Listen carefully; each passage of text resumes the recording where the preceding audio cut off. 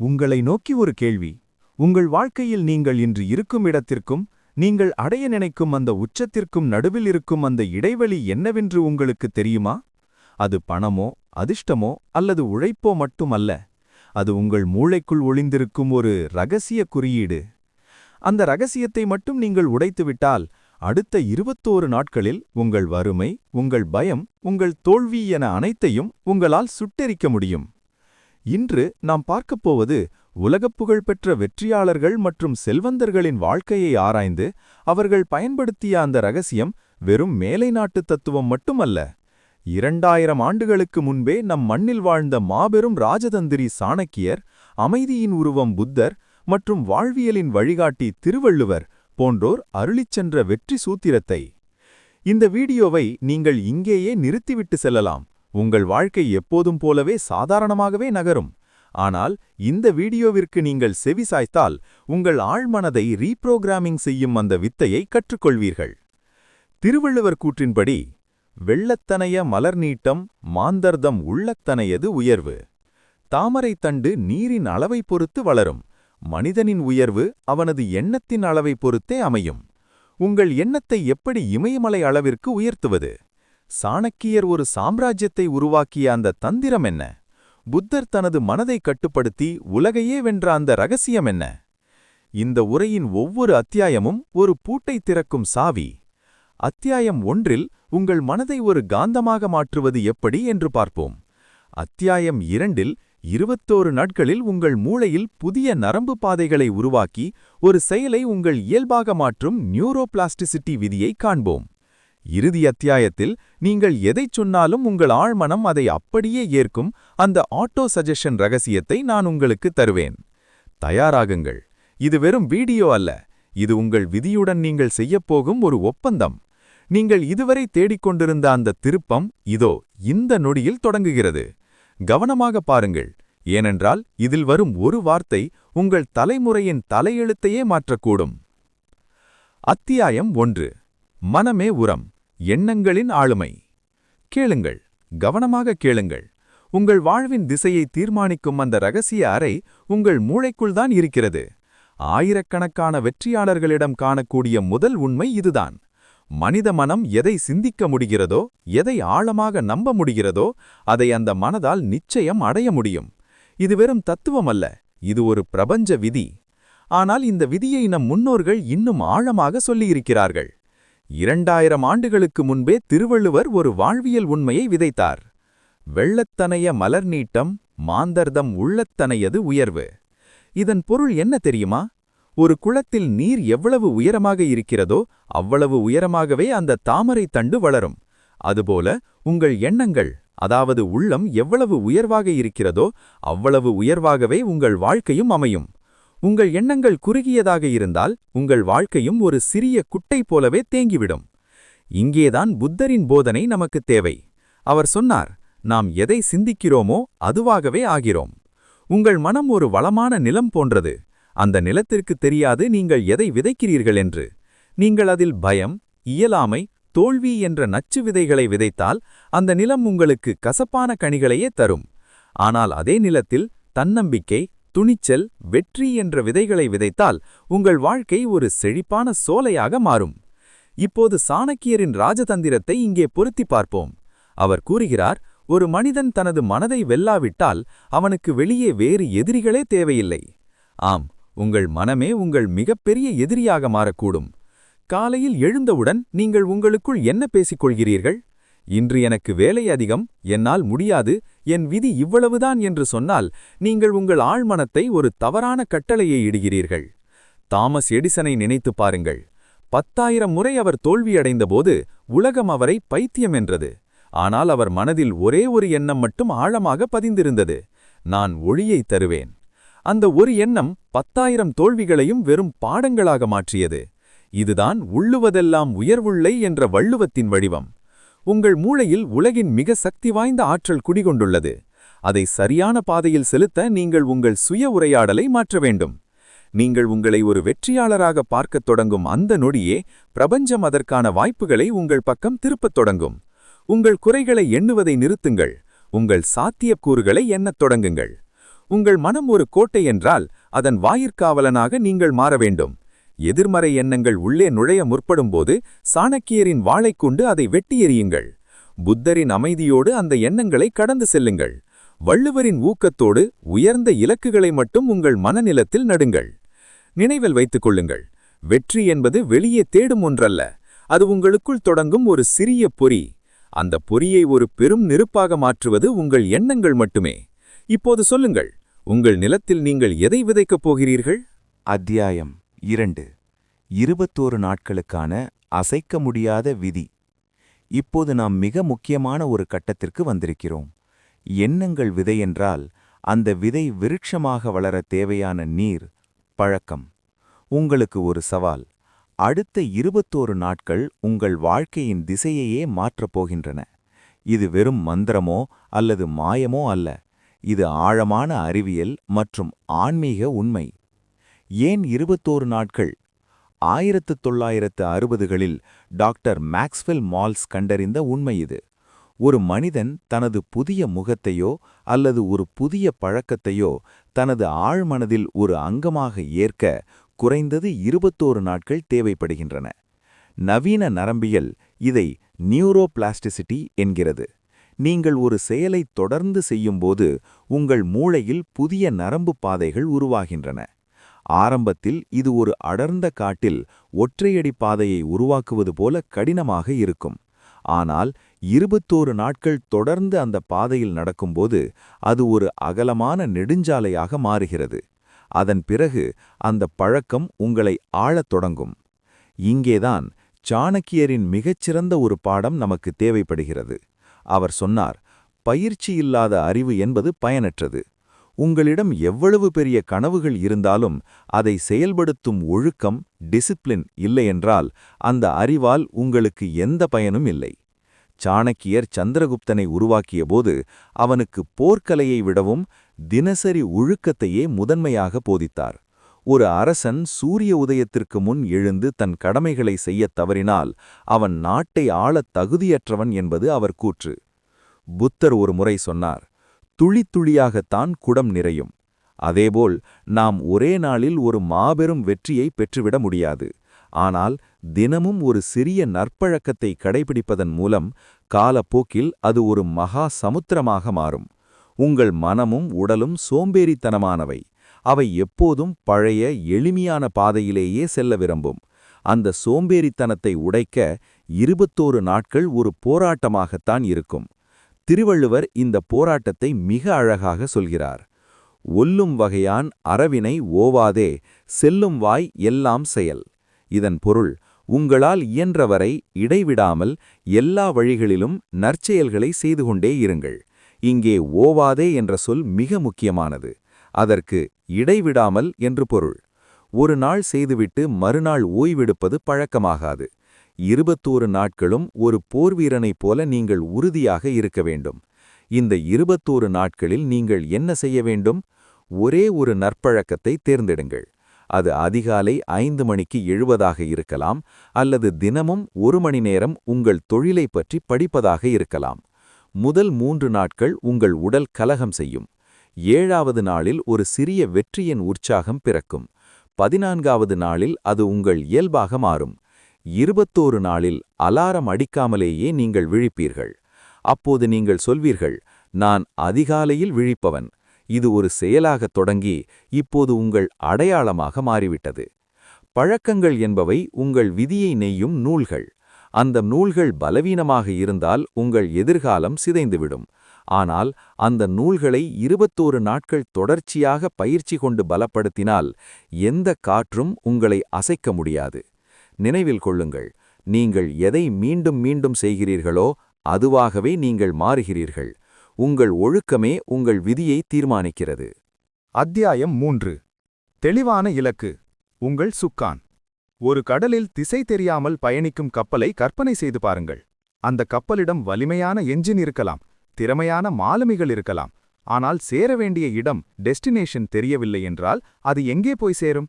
ஏதோ ஒரு பாறையில் முட்டி தகர்ந்து போகும், அல்லது நடுவிலேயே தத்தளிக்கும். உங்கள் வாழ்க்கையும் அப்படித்தான்.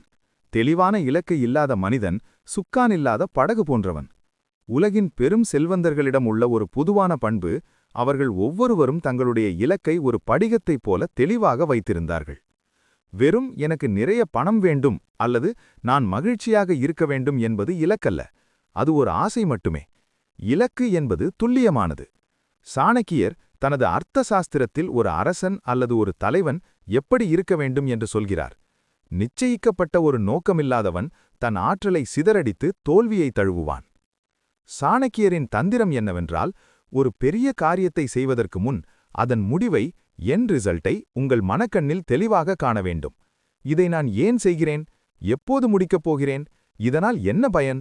இந்த 3 கேள்விகளுக்கும் உங்களிடம் பதில் இருக்க வேண்டும். புத்தர் ஒரு முறை சொல்கிறார், விழிப்புணர்வுடன் கூடிய குறிக்கோளே ஒருவனை சரியான பாதையில் செலுத்தும். நீங்கள் எங்கே போகிறீர்கள் என்பதில் விழிப்புணர்வு இல்லை என்றால், நீங்கள் செல்லும் பாதை உங்களை எங்கே அழைத்துச் செல்லும் என்று உங்களுக்கே தெரியாது. உங்கள் ஆற்றல் ஒரு லேசர் கதிரை போல இருக்க வேண்டும். லேசர் கதிர் ஒரு காகிதத்தை துளைப்பதற்கு காரணம் அதன் அனைத்து ஒளிக்கற்றைகளும் ஒரே புள்ளியில் குவிக்கப்படுவதால்தான். உங்கள் மனதின் ஆற்றலையும் ஒரே இலக்கில் குவியுங்கள். திருவள்ளுவர் இலக்கு நிர்ணயித்தல் மற்றும் அதை அடைவதைப் பற்றி ஒரு உலக புகழ்பெற்ற குறளை தந்துள்ளார். எண்ணித் துணிக கருமம், துணிந்தபின் எண்ணுவம் என்பது இழுக்கு. இதன் ஆழமான பொருள் இதுதான். ஒரு செயலில் இறங்குவதற்கு முன்னால் அதைப் பற்றி நன்றாக சிந்தித்து ஒரு முடிவுக்கு வாருங்கள்.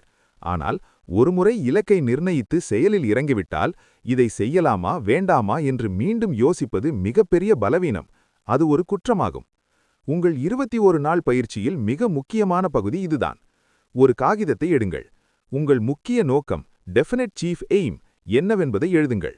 உதாரணமாக, அடுத்த 3 ஆண்டுகளில் நான் ஒரு சொந்த தொழிலை தொடங்கி மாதம் 5 லட்சம் ரூபாய் வருமானம் ஈட்டுவேன் என்று எழுதுங்கள். இதில் ஒரு காலம் இருக்கிறது, ஒரு தொகை இருக்கிறது, ஒரு செயல் இருக்கிறது. இந்த இலக்கை தினமும் காலையில் எழுந்தவுடன் ஒரு மந்திரம் போல வாசியுங்கள். இரவு தூங்குவதற்கு முன் வாசியுங்கள். இதை செய்யும்போது உங்கள் ஆழ்மனதில் ஒரு வரைபடம் உருவாகிறது. ஒருமுறை உங்கள் ஆழ்மனம் இந்த இலக்கை ஏற்றுக்கொண்டால் அது உங்களை சும்மா இருக்க விடாது. உங்கள் இலக்கு தொடர்பான மனிதர்கள், வாய்ப்புகள் மற்றும் தகவல்களை நோக்கி உங்கள் கவனம் தானாகவே திரும்பும். எழுதப்படாத இலக்கு என்பது வெறும் ஒரு கனவுதான். உலகத்தில் 95% மக்கள் தங்கள் இலக்கை எழுதாமல் இருப்பதால்தான் மீதமுள்ள 5% மக்களுக்காக உழைத்துக் கொண்டிருக்கிறார்கள். நீங்கள் யாருடைய கனவுக்காக உழைக்கப் போகிறீர்கள்? உங்கள் சொந்த கனவுக்காகவா அல்லது வேறொருவரின் இலக்கை நிறைவேற்றுவதற்காகவா? முடிவை இப்போதே எடுங்கள். உங்கள் கையில் இருக்கும் பேனா உங்கள் விதியை எழுதும் கருவி. இப்போதே எழுதுங்கள். உங்கள் பயணம் இங்கிருந்துதான் தொடங்குகிறது. உங்கள் இலக்கை இப்போதே கமெண்டில் தெரிவியுங்கள். இது உங்களைப் போன்ற இலக்கு உள்ளவர்களுக்கு ஒரு உந்துதலாகவும் உங்களுக்கு ஒரு எழுச்சிமிக்க தொடக்கமாகவும் அமையும். அத்தியாயம் 4. சிறப்பு அறிவு. கூட்டத்திலிருந்து உங்களை தனித்து காட்டும். வாழ்க்கையில் உங்களை ஒரு சராசரி மனிதரிடமிருந்து பிரித்து காட்டும் ஒரு ஆயுதம் உண்டென்றால் அதுதான் சிறப்பு அறிவு, ஸ்பெஷலைஸ்ட் நாலேஜ். கசப்பான உண்மை என்னவென்றால், பொதுவான தகவல்கள் அல்லது பொதுவான அறிவு உங்களை ஒருபோதும் பெரிய அளவில் செல்வந்தராகவோ அல்லது வெற்றியாளராகவோ மாற்றாது. உங்கள் மூளைக்குள் எவ்வளவு தகவல்கள் இருந்தாலும் அவற்றை ஒரு குறிப்பிட்ட நோக்கத்திற்காக பயன்படுத்த தெரியவில்லை என்றால் அவை வெறும் குப்பைக்கு சமம். இதையே சாணக்கியர் தனது காலத்திலேயே மிகத் தெளிவாக கூறினார். ஒருவன் எல்லா கலைகளையும் ஓரளவுக்கு அறிந்திருப்பதை விட ஏதாவது ஒரு கலையில் நிபுணனாக இருப்பதே மேலானது. எவன் ஒருவன் ஒரு துறையில் அதீத திறமை பெற்றுள்ளானோ அவனுக்கே அத்துறையில் வெற்றி கிடைக்கும். சாணக்கியர் சந்திரகுப்தனை ஒரு மாபெரும் பேரரசராக மாற்றியபோது அவருக்கு உலகத்திலுள்ள எல்லா விஷயங்களையும் கற்றுத்தரவில்லை. ஒரு நாட்டை ஆளுவதற்குத் தேவையான நிர்வாகம், போர்த்திறன் மற்றும் நிதி மேலாண்மை ஆகிய சிறப்பு அறிவை மட்டுமே ஆழமாக புகட்டினார். புத்தர் ஒருமுறை சொன்னார், விழிப்புணர்வுடன் கூடிய பயிற்சியே ஒருவனை முழுமையாக்குகிறது. நீங்கள் எதையாவது கற்கும்போது அது உங்கள் வாழ்க்கை பிரச்சினைக்கு தீர்வாக அமைய வேண்டும். இன்றைய உலகில் கூகுளில் தேடினால் எல்லா தகவல்களும் கிடைக்கும். ஆனால் எதற்கு மதிப்பு தெரியுமா? அந்த தகவலை ஒரு தீர்வாக மாற்றும் அந்த சிறப்பு அறிவுக்குத்தான் இன்று சந்தையில் மிகப்பெரிய விலை இருக்கிறது. திருவள்ளுவர் கல்வியின் சிறப்பை பற்றி சொல்லும்போது ஒரு நுட்பமான விஷயத்தை சொல்கிறார். கற்க கசடர கற்பவை கற்றபின் நிற்க அதற்குத் தக. இதன் பொருள், நீங்கள் கற்க வேண்டியவற்றை தெரிவாக பிழையில்லாமல் கற்றுக்கொள்ளுங்கள். ஆனால் அதன் பிறகு மிக முக்கியமான ஒரு சொல் இருக்கிறது, நிற்க அதற்குத் தக. அதாவது நீங்கள் கற்ற அந்த சிறப்பு அறிவின்படி உங்கள் செயல்களை அமைக்க வேண்டும். வெறும் ஏட்டுச் சுரக்காய் கறிக்கு உதவாது என்பதுதான் வள்ளுவத்தின் பாடம். நீங்கள் ஒரு மென்பொருள் பொறியாளராகவோ ஒரு விற்பனையாளராகவோ அல்லது ஒரு கலைஞராகவோ இருக்கலாம். உங்கள் துறையில் உங்களை விட சிறந்தவர் யாரும் இல்லை எனும் நிலையை அடைய அந்த துறையில் ஆழமாக மூழ்குங்கள். உதாரணமாக ஹென்றி ஃபோர்டை எடுத்துக்கொள்ளுங்கள். அவருக்கு பெரிய கல்வி கிடையாது. ஆனால் அவருக்கு ஒரு காரை எப்படி பெரிய அளவில் உற்பத்தி செய்வது, மாஸ் புரொடக்ஷன் என்ற சிறப்பு அறிவு இருந்தது. தன்னிடம் இல்லாத மற்ற சிறப்பு அறிவை கொண்ட பொறியாளர்களை தன்னுடன் சேர்த்து கொண்டார். இதுதான் வெற்றிக்கான சூத்திரம். உங்களிடம் எல்லா அறிவும் இருக்க வேண்டிய அவசியமில்லை. ஆனால் யாரிடம் அந்த அறிவு இருக்கிறது, அதை எப்படி பயன்படுத்திக் கொள்வது என்பதை தெரிந்து வைத்திருக்கும் தலைமைத்துவ அறிவு உங்களுக்கு தேவை. இந்த 21 நாட்களில் உங்கள் துறையில் நீங்கள் இன்னும் கற்றுக்கொள்ள வேண்டிய ஒரு விஷயத்தை தேர்ந்தெடுங்கள். அதை ஒரு நிபுணரைப் போல பயிலுங்கள். மற்றவர்கள் 8 மணி நேரம் வேலை செய்யும்போது நீங்கள் 1 மணி நேரம் கூடுதலாக அந்த சிறப்பு அறிவை வளர்க்க செலவிடுங்கள். வள்ளுவர் சொல்கிறார், தொட்டனை தூறும் மணற்கேணி மாந்தர்க்கு கற்றனை தூறும் அறிவு. மணற்கேணியை தோண்ட தோண்ட நீர் சுரக்கும். அதுபோல நீங்கள் ஒரு விஷயத்தை ஆழமாக பயில உங்கள் அறிவும் அதன் மூலம் உங்கள் வருமானமும் பெருகும். சராசரியாக இருப்பதை நிறுத்துங்கள். உங்கள் துறையில் ஒரு சிறப்பு தகுதி கொண்ட மனிதராக மாறுங்கள். உலகம் உங்களை தேடி வரும். அத்தியாயம் 5. Auto suggestion. உங்கள் ஆழ்மனதை நிரலாக்கம் செய்யும் ரகசியம். இப்போது நாம் இந்த 21 நாள் பயணத்தின் மிக ரகசியமான, அதே சமயம் மிக வலிமையான கருவிக்கு வந்திருக்கிறோம். இதற்கு பெயர்தான் ஆட்டோ சஜஷன் அல்லது சுய பரிந்துரை.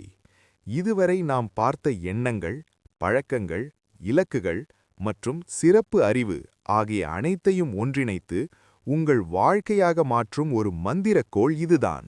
எளிமையாகச் சொன்னால், உங்கள் ஆழ்மனதிற்கு நீங்கள் கொடுக்கும் ஒரு புரோகிராமிங் கோட். உங்கள் ஆழ்மனதிற்கு ஒரு விசித்திரமான குணம் உண்டு. அதற்கு தர்க்கம் தெரியாது. அதற்கு உண்மை எது, பொய் எது என்று தெரியாது. நீங்கள் எதை உணர்வுபூர்வமாக மீண்டும் மீண்டும் சொல்கிறீர்களோ அதை அது உண்மையாக ஏற்கும். புத்தர் ஒரு முறை சொன்னார், மனமே அனைத்திற்கும் முற்பட்டது. மனமே முதன்மையானது. அனைத்தும் மனமயமானவை. நீங்கள் நான் ஒரு தோல்வியாளன் என்று உங்களுக்குள் சொன்னால், உங்கள் ஆழ்மனம் சரி அப்படியே ஆகட்டும் என்று கூறி உங்கள் செயல்களை தோல்வியை நோக்கியே திருப்பும். ஆனால் நீங்கள் நான் ஒரு வெற்றியாளன் என்று கட்டளையிட்டால் அது வெற்றிக்கான பாதைகளை திறக்கும். சாணக்கியர் தனது நீதி சாஸ்திரத்தில் ஒரு ரகசியத்தை சொல்கிறார். ஒரு மனிதன் எதை ஆழமாக தியானிக்கிறானோ அவன் அதுவாகவே மாறுகிறான். யத் பாவம் தத் பவதி. நீங்கள் உங்களை ஒரு வலிமையான தலைவனாக கற்பனை செய்து அதை உங்களுக்குள் சொல்லிக்கொண்டே இருந்தால் உங்கள் உடல் மொழியும் உங்கள் பேச்சும் ஒரு தலைவனைப் போலவே மாறத் தொடங்கும். இதுதான் ஆட்டோ சஜஷன். இது வெறும் வெற்று வார்த்தைகள் அல்ல. இது உங்கள் நரம்பு மண்டலத்தை மாற்றியமைக்கும் ஒரு பயிற்சி. திருவள்ளுவர் வினைத்திட்பம், அதாவது செயல் உறுதி பற்றி பேசும்போது ஒரு அருமையான கருத்தை சொல்கிறார். எண்ணிய எண்ணியாங்கு எய்து எண்ணியார் திண்ணியராகப் பெறின். இதன் பொருள், ஒன்றை செய்ய எண்ணியவர் அதை எண்ணியபடியே அடைய முடியும். ஆனால் அதற்கு ஒரு நிபந்தனை உண்டு. எண்ணியார் திண்ணியராகப் பெறின். அதாவது அந்த எண்ணத்தை சுமப்பவர் மன உறுதியோடு திண்ணியராக இருக்க வேண்டும். அந்த மன உறுதியை தருவதுதான் இந்த ஆட்டோ சஜஷன் பயிற்சி. இந்த 21 நாட்களில் நீங்கள் செய்ய வேண்டியது இதுதான். உங்கள் இலக்கை எடுத்துக்கொள்ளுங்கள். அதை நேர்மறையான நிகழ்கால வாக்கியங்களாக மாற்றுங்கள். நான் ஒரு தன்னம்பிக்கை மிக்க தொழிலதிபர். ஒவ்வொரு நாளும் நான் முன்னேறிக் கொண்டிருக்கிறேன். செல்வம் என்னை நோக்கி தடையின்றி வருகிறது. இந்த வாக்கியங்களை தினமும் காலையில் எழுந்தவுடனும் இரவு தூங்குவதற்கு முன்னும் கண்ணாடியின் முன் நின்று சொல்லுங்கள். ஏன் தூங்குவதற்கு முன்? நீங்கள் தூங்கச் செல்லும்போது உங்கள் வெளிமனம் ஓய்வெடுக்கும். ஆனால் ஆழ்மனம் விழித்திருக்கும்.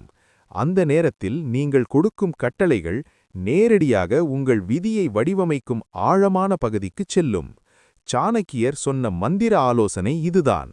ஒரு அரசன் போருக்குச் செல்லும் முன் எப்படி தன்னை தயார்படுத்திக் கொள்வானோ அப்படி நீங்கள் உங்கள் வாழ்வின் போருக்கு உங்களை தயார் செய்கிறீர்கள். உங்கள் சந்தேகங்கள் மங்கிவிடும். உங்கள் பயம் சுருங்கிவிடும். 21 நாட்களின் முடிவில் உங்கள் ஆழ்மனம் இந்த புதிய பிம்பத்தை முழுமையாக ஏற்றிருக்கும். நீங்கள் பேசும் விதம் மாறும். நீங்கள் நடக்கும் விதம் மாறும். உலகம் உங்களை பார்க்கும் விதம் மாறும். நான் மீண்டும் சொல்கிறேன், மனிதன் எதை நினைக்கிறானோ அதுவாகவே ஆகிறான். உங்கள் கையில் இப்போது 21 நாள் திட்டம் இருக்கிறது. 5 அத்தியாயங்கள், 5 கொள்கைகள். இவற்றை வெறும் தகவல்களாக பார்க்காதீர்கள். இவை உங்கள் வாழ்வின் புதிய அத்தியாயத்தின் வரிகள். இப்போதே தொடங்குங்கள். உங்கள் வெற்றி உங்கள் எண்ணத்தில் ஏற்கனவே பிறந்துவிட்டது. அதை நிஜமாக்குவது உங்கள் கைகளில்தான் இருக்கிறது. முடிவுரை: உங்கள் நேரம் இப்போது தொடங்குகிறது. நண்பர்களே, வாழ்நாள் ரகசியம் இதுதான். மனித மனம் எதை நம்புகிறதோ அதை அடைய முடியும். திருவள்ளுவர், சாணக்கியர், புத்தர் போன்றோர் வெவ்வேறு காலங்களில் வாழ்ந்தாலும் அவர்கள் சொன்ன செய்தி ஒன்றுதான்: உன்னையே நீ ஆளக் கற்றுக்கொள், அப்போதுதான் உலகை ஆள முடியும். இந்த வீடியோவை நீங்கள் பார்த்து கொண்டிருக்கிறீர்கள் என்றால் உங்களை மாற்றிக்கொள்ளும் அந்த தீ உங்களுக்குள் எரிந்து கொண்டிருக்கிறது என்று அர்த்தம். அதை அணைய விடாதீர்கள். இன்று முதல், இந்த நிமிடம் முதல் உங்கள் 21 நாள் கணக்கை ஆரம்பியுங்கள். இந்த செய்தி உங்கள் வாழ்க்கையில் ஒரு சிறு மாற்றத்தையாவது ஏற்படுத்தும் என்று நீங்கள் நம்பினால் இந்த வீடியோவை லைக் செய்யுங்கள். உங்கள் நண்பர்களுடன் இதை பகிருங்கள். ஏனெனில் நல்ல எண்ணங்கள் பகிரப்படும்போது அவை பல மடங்காக பெருகும். உங்கள் வெற்றி பயணம் இன்று தொடங்கட்டும். நன்றி.